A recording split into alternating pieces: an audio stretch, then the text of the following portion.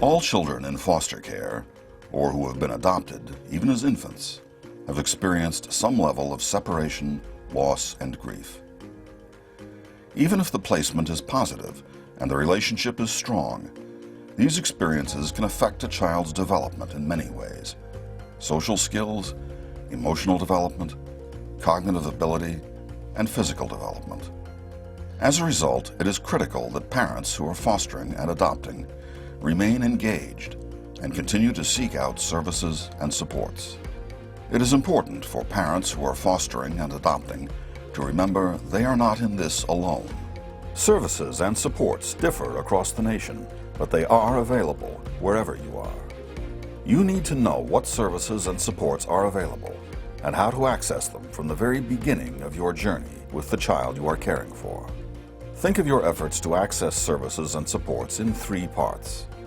Key strategies to become an effective advocate for children. Your therapeutic network of professionals, friends, relatives, and others who can support you. And the types of services and supports that are available for children and their families. Your strategy is a plan of action that starts by partnering with providers. I think of advocacy as a partnership.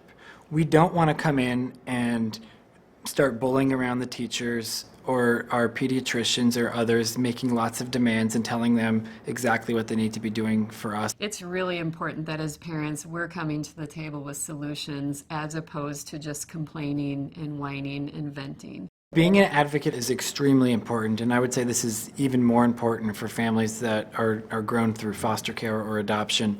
One of the areas where this comes up most frequently is in the school system. So you're going to need to be an advocate in the school setting. If they're struggling at all in school, whether it's academically or behaviorally, I'll volunteer in my other children's classrooms and I'll do other things for her teacher to help. You're going to need to be working with the school and building a relationship so that you can get them the right supports and interventions that they need. Don't be afraid to advocate for the needs that you've identified. So what that looks like in terms of advocacy is really informing ourselves.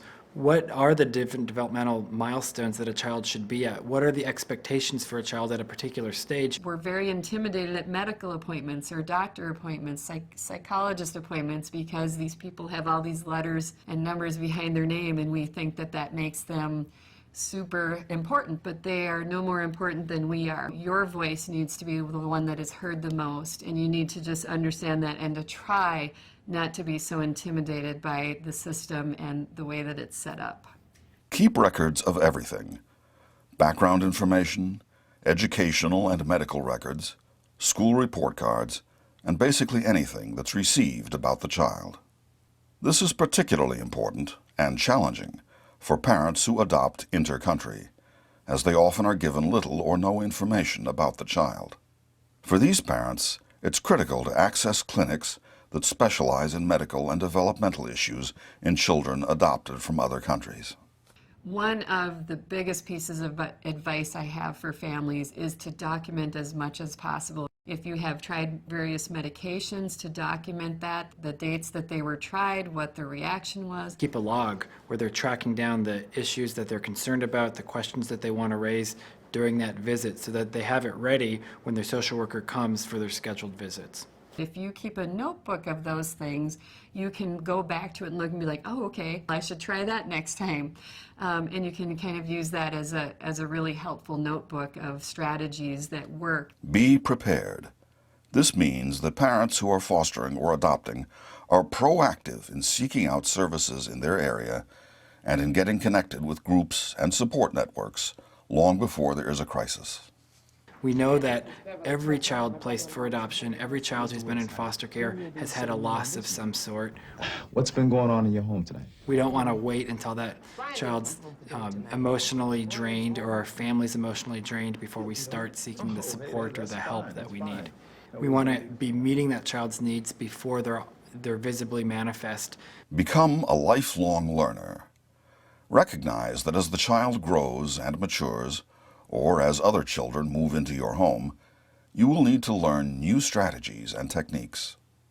It is important to continue to learn and expand your skills so that you can provide a nurturing, safe environment for the children in your care.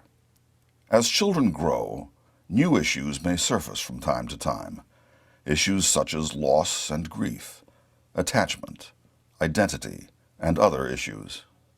For adopted children and those who have been in foster care, these feelings are normal, and they'll call for new skills, resources, and support. As part of your learning and being prepared, you can refer to books, magazines, websites, conferences, training workshops, support groups, videos, as well as advice and guidance from child welfare and other professionals. Learn all you can about developmental expectations for children, while remembering that these are not hard and fast timelines, but suggested guidelines. Look for services in your community prior to placement, and get connected with groups so that you are prepared once the child moves into your home. Don't forget about yourself. We are not going to be effective advocates for our child if we're not taking care of ourselves. If we are at the end of our rope, if we aren't able to regulate ourselves, if we're not getting enough sleep, if we're not eating healthy, if we're not getting the exercise that our body needs, we are not going to be able to perform or to operate or to interact with others in a healthy way. Look out for yourself. Look out for your marriage. Look out for all of your family. That's going to be a way that you're going to be in a position to best advocate on behalf of the child that's joining your family. Create a group of friends and family who understand the child's needs and can provide support.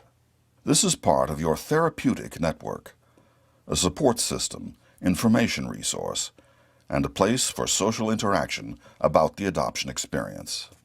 The therapeutic network is made up of everyone who can be of help in caring for a foster child or child who has been adopted. Therapeutic networks vary in size and scope. They could be local or regional, and they break out into two categories, formal and informal groups. The formal group includes all of the professional services you can access.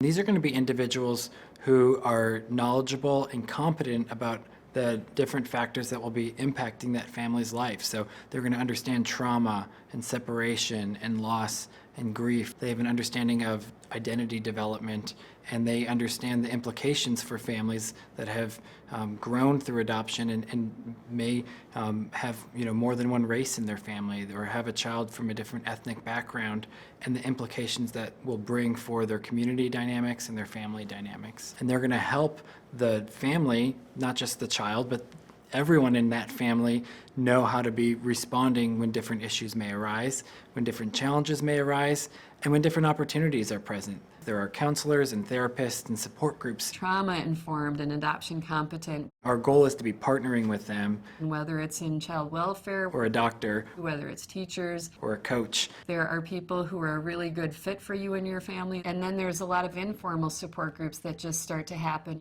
From my own personal experience, I have found that the connections with other parents is the most crucial and the most helpful resource out there.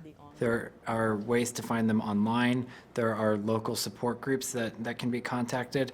There are referrals that can be received from pediatricians and therapists and others who can help connect us to a larger network of families. Families need to be able to find a place where this feels normal in a way. Going back to connecting with other adoptive, foster, and kinship families can help to normalize some of these behaviors. Connecting with, parent groups in their local community, religious groups in the local community, they often have support communities that are formed around adoption and foster care and can help families connect with other families that are similar to them. What we really need to do is to try to give our friends and family the type of education that we've been getting so that they can kind of understand, because the majority of the time I will see that make a big difference in how our family supports us. Kinship caregivers seeking advice and support will find people in similar situations in specialized support groups. These groups often use social media to connect with other relative caregivers. They share resources, recommend professionals, and help caregivers feel that they are not alone. For kinship caregivers, there's a couple of differences. One is that there often is a really complex relationship still with the biological parents of the children that are in the kinship placement. And so there's a lot of support that kinship families need in how to navigate that and looking for different advice. Groups are also available for children in foster care and those who are adopted, peer support groups, where they can see that their experiences are normal. Just as it is important for parents who are fostering or adopting to be around others who understand their situation and may be walking a similar path, it is critical for the children to have the same level of support. There are many ways to find these services and supports, both on a local and national level. Make sure you talk to your worker about this early in the process so that you know the services and supports that are available to you. Do some research to identify the national organizations that provide support and resources. Remember that even when families move to adoption, there are services and supports that continue to be available for both the child and the family. Sometimes the need for support is associated with particular events or times of year. We call them triggers because it's the event itself that brings on a reaction that is both serious and unexpected. It is important for parents who are fostering or adopting to be aware of these triggers and to plan for them well in advance. In general, there are many types of services available for children and their families. Be sure you're looking for organizations and providers that have experience with separation, grief, and loss, services that are trauma-informed, and professionals who understand foster care and adoption. You will need different services and supports at different parts in your adoption journey. They might be mental health services, including counseling and psychiatric care, health services, academic assistance, occupational therapy, support groups, and training for yourself and others in your informal network.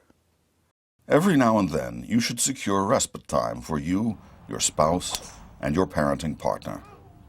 And let's face it, even though you're the one getting the break, your child may very well need a break from you. Now, many families, their children, because of attachment or trauma histories, need to be with somebody that they're comfortable with and know. And that's a safer place for them. For many families, it's the opposite, and their children do better. It's somewhere that they don't know the people. Who are our service providers? Who are we going to call? We want to figure that out in advance. We want to have their numbers written down. We might save them in our phone in advance and know here's who we're going to call if a crisis happens. Here's who we're going to call that's adoption competent. Here's who we're going to meet with that already knows our family. And we're going to have one less thing to worry about in the middle of a crisis. Adoption and foster care is a commitment that you do not have to make alone. Services are available to help meet these challenges, solve problems, and to preserve your family. These services bring positive results, promote healthy family relationships, and resolve issues common to families who foster or adopt. So what that looks like in terms of advocacy is really informing ourselves what are the different developmental milestones that a child should be at, knowing where our child's at, and then from there encouraging and finding the resources to help move that child along developmentally to reach that child's full capacity. It's important that I'm focusing on what's going on with them, not how it impacts me. There are times and places when that's an important thing to bring up, but for the most part, when we're in an advocacy role for our child, we need to focus on the child.